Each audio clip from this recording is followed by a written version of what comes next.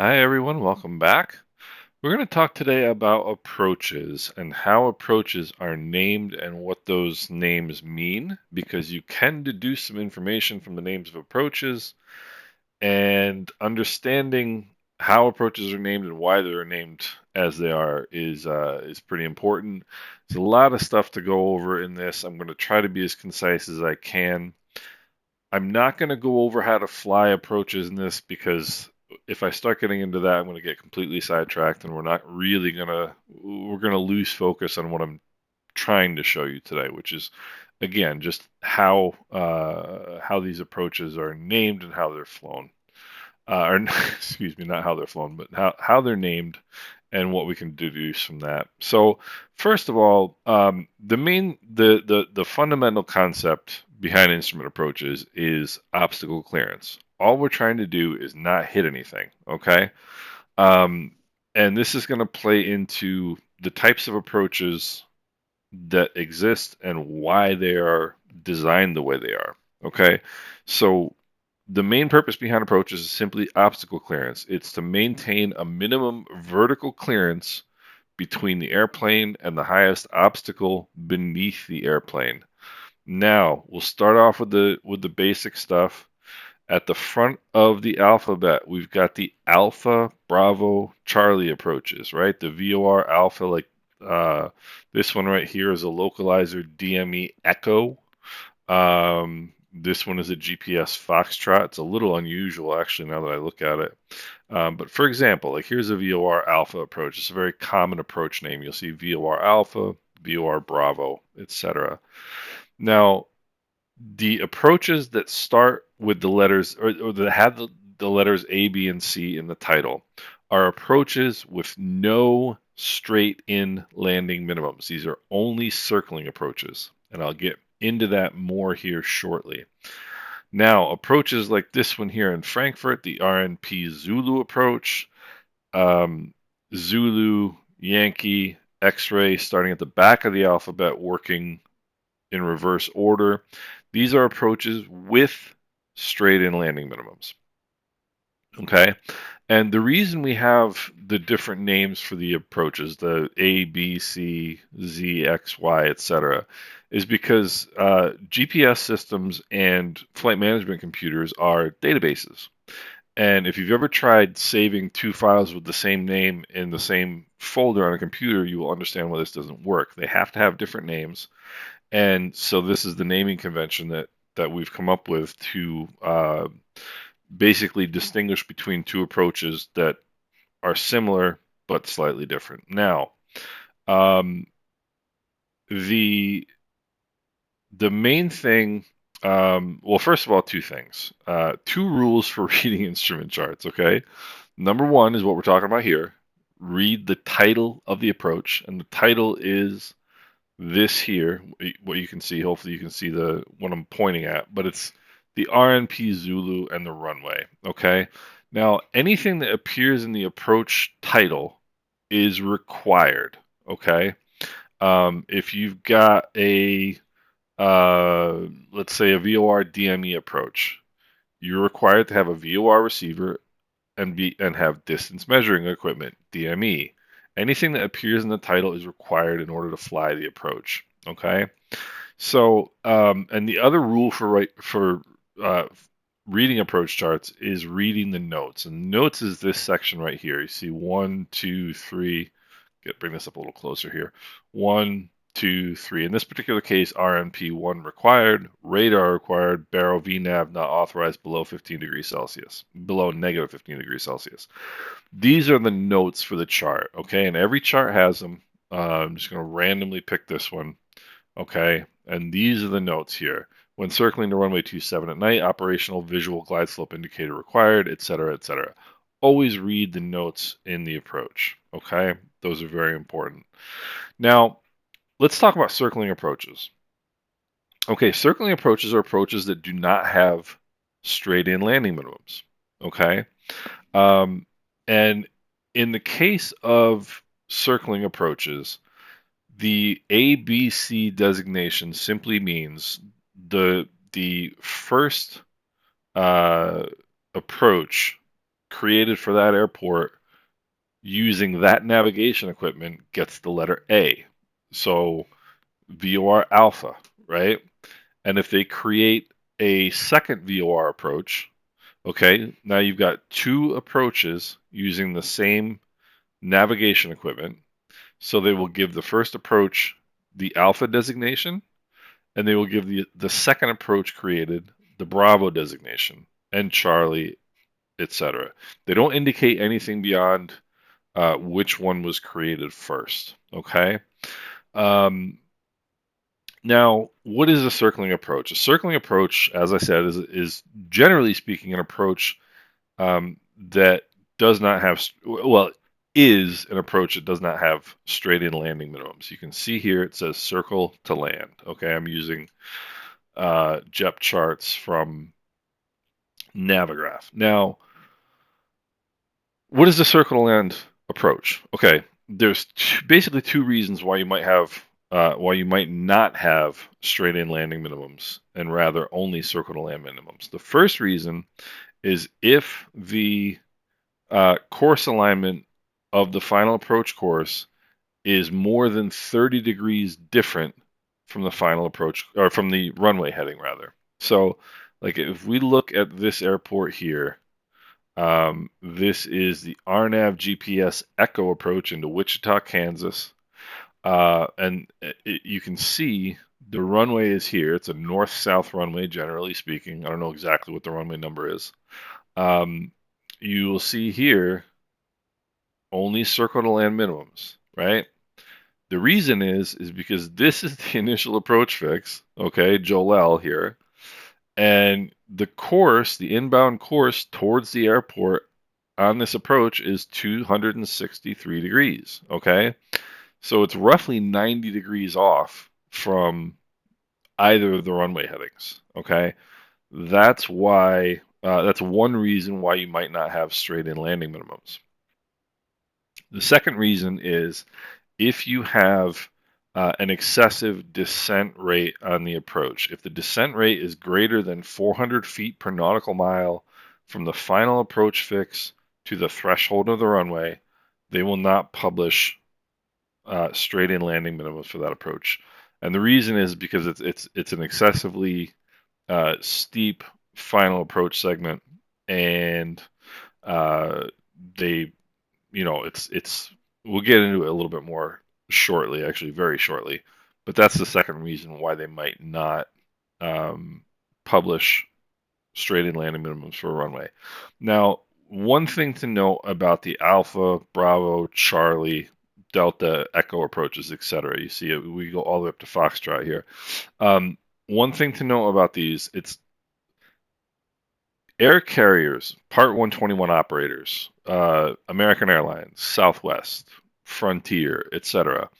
They are legally allowed to fly these approaches, to fly circling approaches, but most of them, if not all, in their standard operating procedures, limit circling approaches to VMC only and prohibit flying them at night. In other words, right here on this approach, they've got minimums of 1,880 feet. That's 459 feet above sea level, or ground level rather. And actually, let's take what you would have for like an Airbus or a 737, 700 feet above the ground, 2 miles visibility. You can fly this approach. The airlines would not fly it. Okay, they would only fly it in VMC conditions, and they would not fly it at night. And the reason is because circling approaches are the most challenging approaches we fly. Okay, they're simple and they're difficult at the same time, but they are they have more risks involved than other types of approaches, especially when you're going at faster airspeeds like the airlines fly.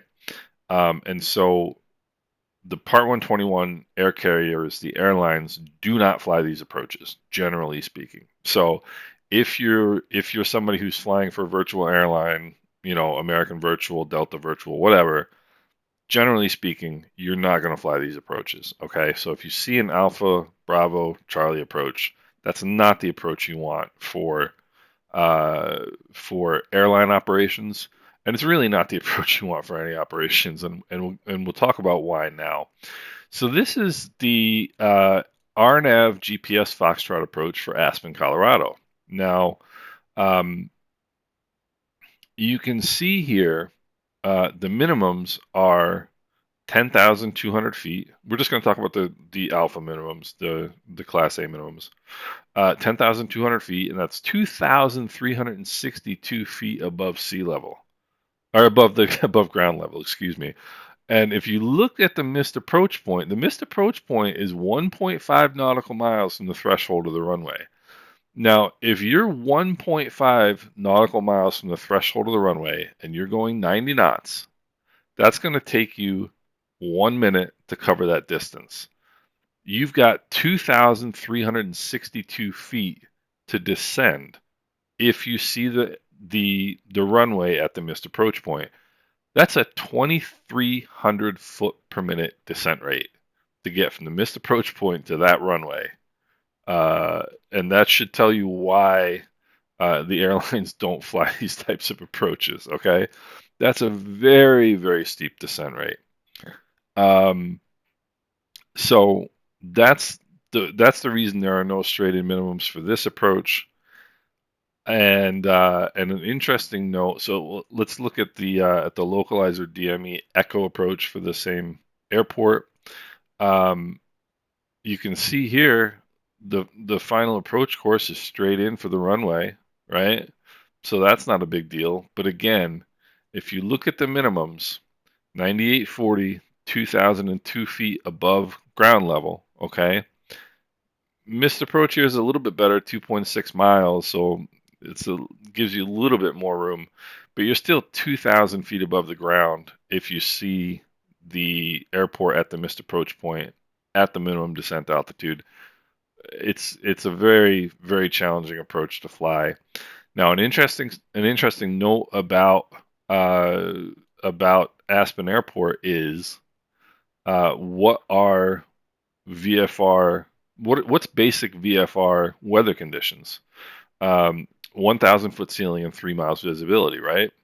If you have basic VFR conditions at this airport, you could not land here IFR because the minimums are 2,000 feet above ground level.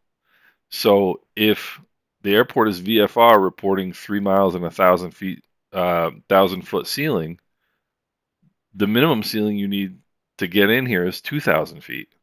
So the airport could be legally VFR, and you would not be able to get in here IFR. So this is a really pretty interesting case. Now we'll look at two more approaches, two more circling approaches. This is the VOR Alpha approach to Cortland County, New York. This is very nearby where I am. Now you can see here um, the final approach course off the Binghamton VOR is 002 degrees. The runway heading is runway 6. So that's a 60-degree difference roundabout between the final approach course and the runway heading. And as we said earlier, if it's more than 30 degrees, they will not publish straight-in landing minimums. They will only publish these circle to land minimums. 1,000 feet to 1,200 feet is pretty typical of what the minimums are on approaches like this. In this particular case, it's 1,183 feet above ground level, which is pretty normal, I would say. And we'll take a look here once again in Wichita, Kansas. We looked at this earlier. Final approach course is 263.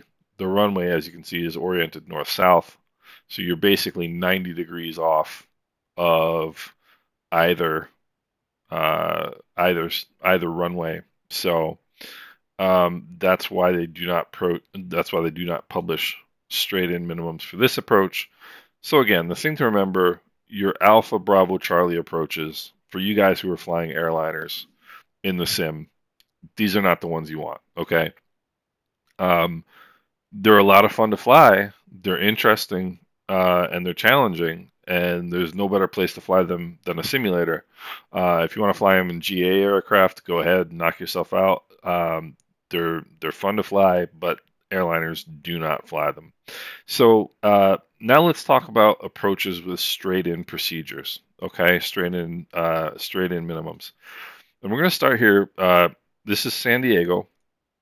Now, um, these are named differently than the Alpha Bravo Charlie approaches. You can see this one is ILS Zulu or Localizer Zulu. This is ILS Yankee or Localizer Yankee for the same runway. Now, straight in approaches, when there are two or more straight in approaches using the same navigation type, in this case ILS, for the same runway, they will add a letter at the end of the name of that approach title, right? Zulu, Yankee, X-ray, etc. For the reasons we discussed earlier. In this particular case, in the case of the Zulu Yankee X-ray approaches, and that is really hard to read backward to say backwards the entire time. The names of the Zulu Yankee X-ray approaches, and the furthest I've seen them go back is Sierra, but the names of the approaches in this case do have a significance, and the significance is in the minimums. The Zulu approach always has the lowest minimums. Always, okay? So if there's an ILS Zulu and an ILS Yankee, the ILS Zulu will have the lower of the two approach minimums. Same thing with an RNAV Zulu, RNAV Yankee. The RNAV Zulu will have the lower approach minimums. Now, there are cases, and we're going to look at one in which the minimums for the Zulu approach and for the Yankee approach are the same. Okay, in which case they are both the lowest minimums that you're going to see, and the difference in why they are designated Zulu versus Yankee, we'll go into that here in a second. Okay, so if we look at look at a very basic example here in San Diego. Okay, let me bring this down to scale here. So here's the ILS Zulu. You can see down here the minimums for the ILS Zulu, 217 feet. Straight in landing runway 9, 217 feet. Let's look at the ILS Yankee. Straight in landing runway 9, minimums 258 feet. And what did we say? The approach with the lower minimums is going to have the Zulu designation. So here's the Zulu, 217 feet. Here's the Yankee, 258 feet. Very straightforward. Now, there likely are other differences besides this in these two approaches, but in this case, the Zulu has the lower minimums than the Yankee, and that's that. That's the way and you're going to find that in every Zulu Yankee X-ray approach. Now let's look at the RNAV approach for the same airport, the opposite runway. This is runway 27. This is the RNAV RNP Zulu approach. Minimums are 617 feet. This is the RNAV GPS Yankee approach. Minimum 680 feet. Okay, so again, the Zulu approach has lower minimums. Now, there are other differences between these two approaches. And as we said before, always read the notes.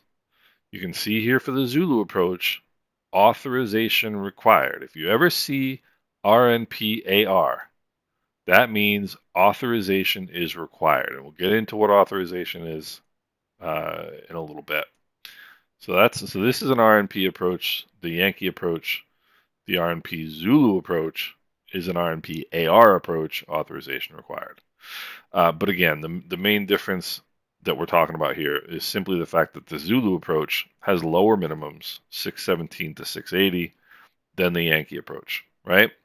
So let's look at one where the minimums are the same, and we'll try and figure out what the difference is, okay? Here is, and I don't know why they're like all just slightly off. Okay, here we go. This is Frankfurt, Germany, Frankfurt am Main. This is the RNP Zulu approach for runway 7 right. This is the RNP Yankee approach for runway 7 right. Minimums for the RNP Zulu approach, 527 feet. Minimums for the RNP Yankee approach, 527 feet. So what's the difference? I mean, if you look as I'm clicking between the two, look at the waypoints. I mean, I don't see any difference, do you? So these look exactly the same. Look in the notes. RNP1 required for the Zulu approach. Yankee approach. RNP1 required. Radar required for the Zulu approach. Radar required for the Yankee approach. So what's the difference? Minimums are all the same. Waypoints all look the same. Here's the difference. And sometimes it can really take some looking to figure this out. This Maltese cross right here, we call it a Maltese cross, is the glide slope intercept altitude. Okay, this is the altitude and position at which you must intercept the glide slope for this approach. You can see here it's DF 660, it's 4,000 feet, right? Inbound course 066. Let's look here. Try to line these up so they're not too annoyingly different. So there is, this is the Zulu approach, DF 660, 4,000 feet. And you can see your glide slope intercept altitude is always up here as well, 4,000 feet. Okay. And what's your glide slope intercept altitude here? 4,000 feet. That's the same too. But the difference is these waypoints are named differently. This is DF 650 in the Yankee approach. In the Zulu approach, this is DF 660. So what's the difference here? The difference is right down here. In the Zulu approach, it's 11.4 nautical miles from the runway, the glide slope intercept point at 4,000 feet. In the Yankee approach, it's 10.7 miles from the runway, 4,000 feet glide slope intercept. So what difference does that make? You can see here on the Yankee approach, the glide path angle is 3.2 degrees. You can see here on the Zulu approach, the glide path angle is 3.00 degrees. So everything on these charts is the same except for those two things. And what is the significance of that? So the significance of that is if you are flying a transport category aircraft like a Boeing 777, Boeing 787, 747, Airbus, whatever, you want that standard glide path angle of 3 degrees. Okay, that's what you're used to. That's the normal sight picture that you see out your window for an approach. And so you want that normal approach, that normal glide path angle. Here on the Yankee approach, it's in closer, 10.7. It's 0.7 miles closer. And so therefore the glide path angle is a little bit steeper. Okay. And you've got the difference isn't that much, but it's there. And generally speaking, you would want to fly, like I said, the airliner, the transport category plane, would rather fly this glide path angle of 3 degrees, whereas something slower, like let's say you're flying that 207 that just came out for Microsoft Flight Simulator, or you're flying that nice Turbo Cirrus. This 3.2 degree glide path angle is not going to make a heck of a lot of difference to you versus 3.00, but that extra half a mile, you'd rather spare yourself that. So the one that's closer in with the steeper angle, more geared towards GA aircraft, lighter aircraft, whereas this standard glide path angle of 3 degrees is for the airliners. Now let's go to Malpensa in Milan, Italy. This is an airport that I have flown into. It's a really pretty cool airport. Now again, here's the ILS Zulu. Here's the ILS X-ray. All right, ILS Zulu 945 for the minimums. ILS X-ray 945. So they're both the same. are some more obvious differences between these two approaches than the ones in Frankfurt. Number one, you can see this is pretty much a straight in approach. This is the Zulu. The Yankee also has a straight in approach, but it's got this other initial approach fix here of the VOR, and you can fly the DME arc, the outbound course, and the DME arc coming back in, right? So there's that difference. The glide path is the same, 3.2, 3.2. But like we were talking about before with the glide slope intercept, here for the ILS Zulu approach, it's at, see this D5.2 IMSL? So your ILS DME transmitter is this IMSL on 110.75, right? This D5.2 is 5.2 DME from that from the transmitter. That's why it says DME required, because you need DME to know where your glide slope intercept is. And your glide slope intercept in this case is at 2,500 feet, 5.2 nautical miles from IMSL, right? Come over here to the ILS X-ray. The glide slope intercept is 3,000 at D6.7 IMSL. So that's a mile and a half difference. What, the glide path angle is the same. You can see here 3.2. You can see it here 3.2. So again, what's the difference? Which one would you want to choose depending on what you're flying? If you're flying a faster aircraft, bigger, faster aircraft, you want more time to get configured, more time to get established, to get your descent rate and everything set. So you're going to want to fly the X-ray approach where you intercept at D6.7 rather than the Yankee approach, or rather than the Zulu approach where you intercept at D5.2. Okay. Conversely, if you're flying like, an Arrow or a Bonanza or something like that, one of the things about flying long straight in approaches, it's that's one of the biggest challenges you have, especially in instrument training, because keeping the needles centered for 3 minutes or 4 minutes, just sitting there staring right at those needles, keeping them centered as you're coming down the glide path and making your approach is challenging. It's really challenging, and the longer you have to do it, the more challenging it becomes. And remember that ILS glide slopes, or ILS glide slope and vertical and horizontal guidance is like a cone. It gets tighter and tighter as you get closer to the runway. So the needles get more and more sensitive as you get closer to the runway. So if you intercept the glide slope, you can intercept the glide slope wherever you want. You can intercept it out here at 5,000 feet if you get the signal, right? And intercept it at 5,000 and just fly it all the way down from 5,000. You can do that. There's nothing that says you can't.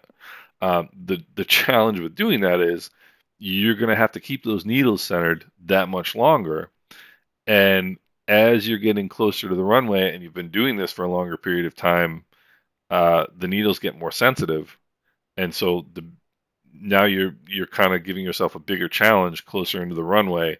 Whereas it's much easier just to come down, level off at 2,500, get ready to intercept at 2,500. You've got 5.2 miles, might take you 2.5 minutes, whatever, rather than doing it for 5 minutes. So that's the difference that this D5.2 versus the D6.7 makes.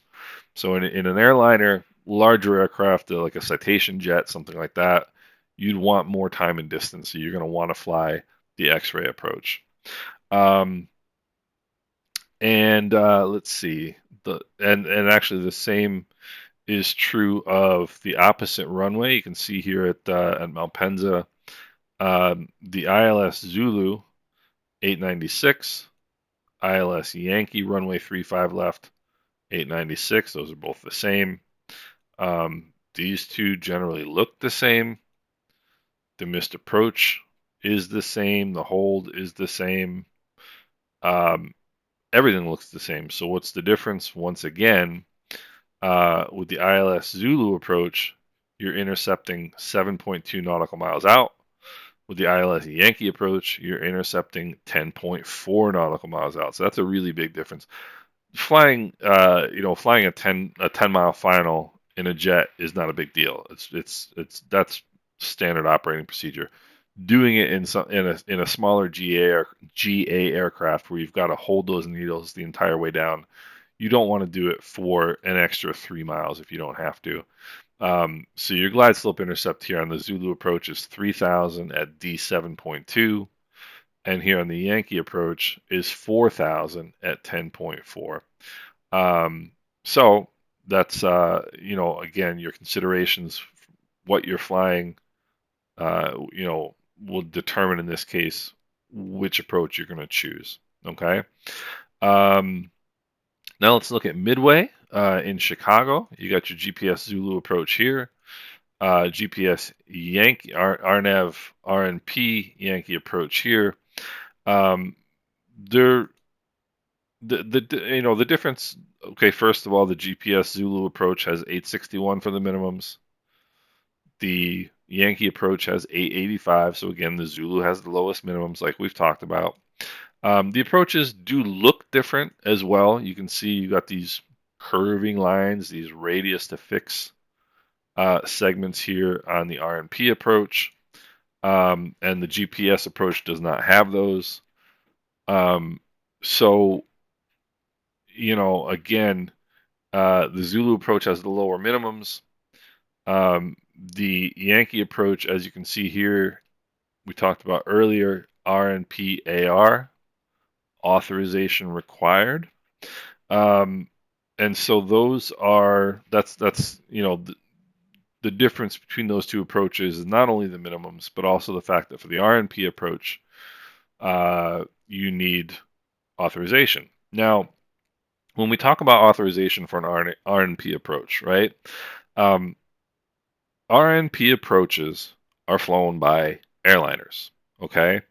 So RNP is required navigation performance, and what it is it's onboard monitoring equipment that monitors the position of the aircraft very precisely and stays within a certain, let's say, variation of the course for at least 95% of the time. Okay, so if you're flying this curving turn here or this curving turn here, um, this is done by the equipment, obviously on board your aircraft. You're flying a 737, and you get clearance for the RNP approach. You're going to do this on autopilot, and the plane is going to just follow these. Now, there's two requirements for RNP, and this is why RNP approaches are for airliners and not for GA aircraft. Okay. The two requirements are the equipment requirements, number one, the onboard equipment in the aircraft, but number two is the crew training requirement. And that's what we're talking about here with this authorization required. When you see authorization required, it's going to be on RNP approaches, RNP AR, authorization required. The crew must have training on flying RNP approaches. Okay, it's complicated, but the simple way to explain it is that major air carriers they train their own pilots, obviously, and they get blanket approvals to fly RNP approaches. So if you're an airline pilot for American, for Delta, for United, assuming that your company has aircraft that can fly RNP approaches, and for example, airplanes like the CRJ cannot fly RNP approaches, even though it's an advanced transport jet, they cannot fly RNP approaches. But if you're flying, Boeings and Airbuses, they can fly RNP approaches. Now, the equipment is the one thing, the crew training is the second thing. So you're going to get your blanket approval to fly those approaches for the airliner, for the operator, the air carrier. General aviation GPS units, most of them do comply with the equipment requirement for RNP. Okay, for example, the GTN 650. I have a GTN 650 in my Piper Cherokee, my real life Piper Cherokee. It can fly RNP approaches. You have to go into the settings and change the setting so that the RNP approaches will show up because, like I said, general aviation planes generally don't fly them. So the rule basically when it comes to RNP approaches are for airlines, not for general aviation aircraft. Can you fly them in GA aircraft? Yes. Does it happen in the real world? No. I've flown a couple in the sim in the uh, in the 930, and it flies them beautifully, but it's still, generally speaking, not legal. Now, one last approach I'm going to show you, and this has nothing to do with well, it does. So this is an LDA Yankee approach into Washington National Airport in Washington, D.C. Now, an LDA is a localizer directional aid. It's exactly like a localizer. The only difference is it is not aligned with the runway. Okay. LDA approaches are very rare. Um, this one has straight in minimums. Okay. And this is for runway 19, and this is a final approach course of 149. Now, the interesting thing about this approach is why it's set up the way it is. And the reason is you can see right here. That's the Washington Monument. That's the Capitol building. This is what's known as the mall in Washington, D.C., where the White House and all that stuff is. And nobody is allowed to fly over that, not even airliners. So they have a localizer here, and you can see it says offset localizer. So you're coming in here at this angle, not because you can't fly straight in. I mean, there's nothing, there's no obstacle you would have to worry about to make a normal approach straight in here. But you're not allowed to fly over the mall, over the monuments, over the White House, the Capitol, etc. Not even airliners. And so you have to come in on this angle and then make a visual approach here from Yevga, which is the missed approach point, which is 3.5 miles from that localizer. So it's 3.5 miles from the end of that runway. It's a pretty rare to see an approach with a missed approach point that early. So to summarize, if you're flying airliners, you're not going to be flying the VOR Alpha approach. Okay, forget about Alpha Bravo Charlie approaches. And if you are a general aviation aircraft, you are not going to be flying the RNP approaches. And again, the Alpha Bravo Charlie designation is simply the Alpha approach was the first approach set up for that runway, using whatever navigation equipment we're talking about, in this case VOR Alpha. The VOR Bravo would be the second approach set up using that equipment. Doesn't tell you anything about the minimums, anything like that. The Zulu Yankee X-ray, the Zulu is always going to have the lower minimums. So you can see here the RNP Zulu 527, RNP Yankee 520. Actually, that's a poor example, isn't it? Yes, it is. What's my better example? Here we go, Midway. The RNAV approach 861, RNAV Zulu, the RNAV Yankee 885, higher minimums. That's pretty much it. That's why approaches are named the way they are. That is, it's important information to know.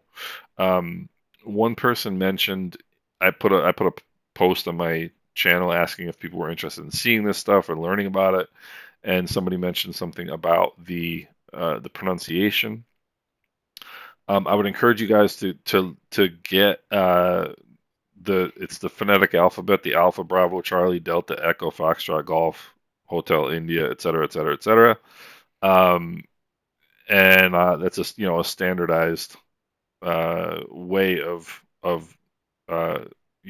saying the letters in aviation. And the reason why we do that is because we don't want any confusion on the radio. D and E sound very similar when spoken, so that's why we call it Delta Echo instead. And the most common area in aviation where this comes up is when you're calling up either the approach controller or the tower controller when you're on your way into an airport and telling them the weather that you have, the ATIS information that you have. If you listen to the ATIS information, it's always going to tell you ATIS information hotel, ATIS information Mike is current, ATIS information Sierra is current, and then you would whatever ATIS information is current, you call up the tower, you call up the approach controller, approach November 56125, inbound, full stop with information Bravo. And they know from information Bravo that you have the current weather, whatever the current weather is. So I hope that you guys found this interesting. I hope I didn't ramble. I hope I kept it organized and clear. If you guys have any questions, which I'm sure you will, please don't hesitate to ask. If you'd like me to do deeper dives into either RNAV approaches or ILS approaches or non-precision approaches, I'd be happy to do that. So, without further ado, I hope you guys are doing well, and we will talk soon.